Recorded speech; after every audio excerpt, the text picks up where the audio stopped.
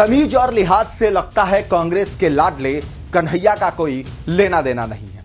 लोकतंत्र खतरे में है, इस नैरेटिव का वो खूब वकालत करते हैं। हिंदुस्तान में बोलने की आजादी पर पाबंदी है, कांग्रेस का कुनबा यही कहता है ना।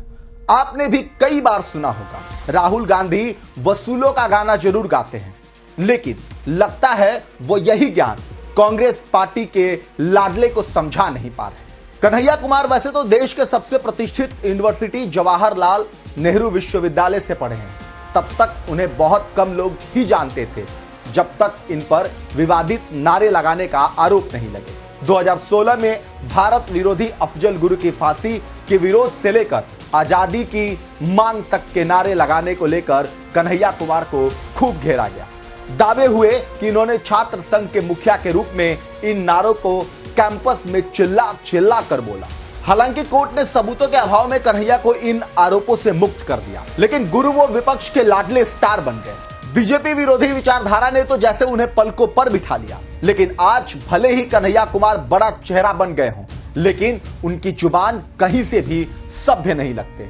जिस पार्टी के ये लाडले हैं यानी कांग्रेस, वो अक्सर महिला सशक्तिकरण पर भाषणबाजी करती दिखाई देती, महिलाओं की इज्जत का खूब डमरू बजाते हैं। कांग्रेस पार्टी की जिसके पूर्व अध्यक्ष राहुल गांधी मोहब्बत की दुकान खोल रहे हैं, राष्ट्रीय महासचिव प्रियंका गांधी उत्तर प्रदेश विधानसभा चुनाव के वक्त लड़की हूं, लड़ सकती हूं नारों से आसमान गुजा दिया करती थी।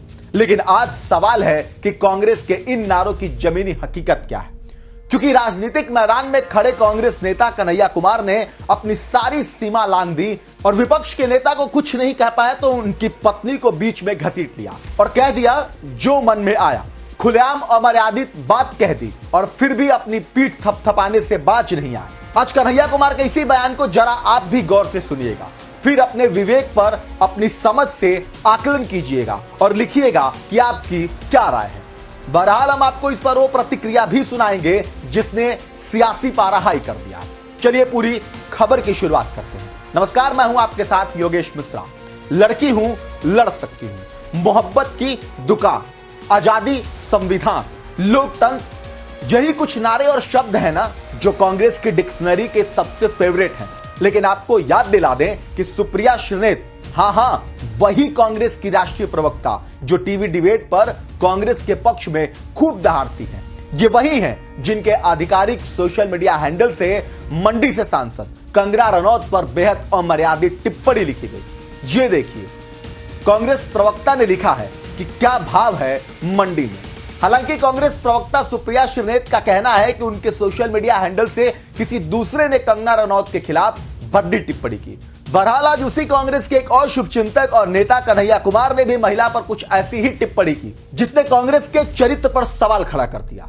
जी हां, दरअसल कन्हैया कुमार यहां महाराष्ट्र विधानसभा चुनाव के प्रचार प्रसार के बीच नागपुर में दक्षिण पश्चिम सीट पर कांग्रेस उम्मीदवार प्रफुल्ल गुडाधे के समर्थन में रैली करने पहुंचे थे। इसी सीट से बीजेपी नेता और डिप्टी सीएम देवेंद्र फडणवीस उम्मीदवार हैं। लेकिन कन्हैया कुमार ने अपने भाषणबाजी के बीच डिप्टी सीएम की पत्नी अमृता फडणवीस को घसीट दिया। आप खुद भी सुनिए उनका ये बयान। लोकतंत्र को बचाना भी इस देश का नागरिक होने के चलते हमारा धर्म है।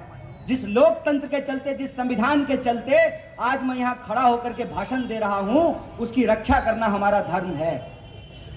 अगर ये धर्म युद्ध है और धर्म को बचाने का सवाल है, जो भी नेता आपके सामने धर्म बचाने का भाषण देता है उससे बस एक बात पूछना है, एक्सक्यूज मी सर, आप धर्म बचाना चाहते हैं, 1 मिनट आपका चाहिए, बस ये बता दीजिए कि धर्म बचाने की इस लड़ाई में आपका बेटा बेटी भी हमारे साथ चलेगा ना। समझे बात को कि ऐसा तो नहीं होगा कि धर्म बचाने की जिम्मेवारी हमारी और ऑक्सफोर्ड कैम्ब्रिज में पढ़ने की जिम्मेवारी आपके बाल बच्चों की। अगर धर्म बचाना है तो सब मिलकर के बचाएंगे। ऐसा तो नहीं होगा ना कि हम लोग धर्म बचाएंगे और जो है डिप्टी सीएम साहब की पत्नी जो है वो इंस्टाग्राम पे रील बनाएंगी। ऐसा तो नहीं होगा ना। जी हां, कन्हैया ने यहां बीजेपी पर धर्म के नाम पर गुमराह किए जाने का आरोप लगाया। इसके अलावा महाराष्ट्र के डिप्टी सीएम और बीजेपी नेता देवेंद्र फडणवीस को पत्नी को रील बनाने वाली कह दिया। फिर क्या भारतीय जनता पार्टी को तुरंत ये नागवार गुजरा, बीजेपी भड़क गई, इसे मराठी महिला की अस्मिता से जोड़ दिया। बीजेपी प्रवक्ता शहजाद पूनावाला ने कहा कि ऐसे छिछोरे लोगों से कांग्रेस आजादी कब पाएगी? कन्हैया कुमार की इतनी हिम्मत कैसे हुई? महाराष्ट्र की बेटी अमृता फडणवीस जी का ये अपमान है। आप खुद ही सुनिए उन्होंने कन्हैया कुमार को कैसे लताड़ा। कन्हैया कुमार जो नक्सलियों को शहीद मानता है और अफजल गुरु के बरसी पर मातम मनाता है, वो महाराष्ट्र की बेटी हमारी बहन अमृता फडणवीस जी के बारे में इतनी घृणात्मक टिप्पणी करता है। महाराष्ट्र में आकर महाराष्ट्र की बेटी को इस प्रकार से अपमानित करना, ये कांग्रेस का डीएनए बन चुका है। इनकी एक नेत्री है सुप्रिया शिंदे, उसने भी मंडी का अपमान किया था, मंडी के सांसद का अपमान किया था। भाव कितना चल रहा है। इनके नेता इरफान अंसारी मियां सीता सोरेन आदिवासी बेटी को रिजेक्टेड माल बोलते हैं। इनके एमवी अलायंस के अरविंद सावंत इंपोर्टेड माल शाइना एनसी को बोलते हैं, बकरी बोलते हैं हमारी एक कैंडिडेट को। और इनके यहाँ पर सिमी रोजबेल जॉन, शारदा राठौड़, प्रियंका चतुर्वेदी, अंकिता दत्ता, राधिका खेड़ा के साथ क्या क्या हुआ ये हम जानते हैं। प्रियंका वाड्रा लड़की हूँ लड़ सकती हूँ के बड़े नारे देती हैं। ये आज़ादी आज़ादी का भी नारा लगाता है ये कन्हैया कुमार। ये सेक्सिज्म और मिसोजिनी से आज़ादी कब मिलेगी? ये पेट्रियार्की से आज़ादी कब मिलेगी? और ये लड़की हूँ लड़ सकती हूँ कहने वाली प्रियंका जी बताओ कि ये ऐसे कांग्रेस के छिछोरे लड़कों से आज़ादी कब मिलेगी? ये छिछोरा कन्हैया कुमार महाराष्ट्र में आकर महाराष्ट्र की बेटी का अपमान करता है, मराठी लोगों का अपमान करता है। इस कन्हैया कुमार को महाराष्ट्र की जनता सबक सिखाएगी। फिलहाल कन्हैया कुमार बुरे तरीके से घिर गए हैं। अमृता फडणवीस पर की गई टिप्पणी की वजह से बीजेपी फुल फॉर्म में है, इस मुद्दे पर आक्रोशित है।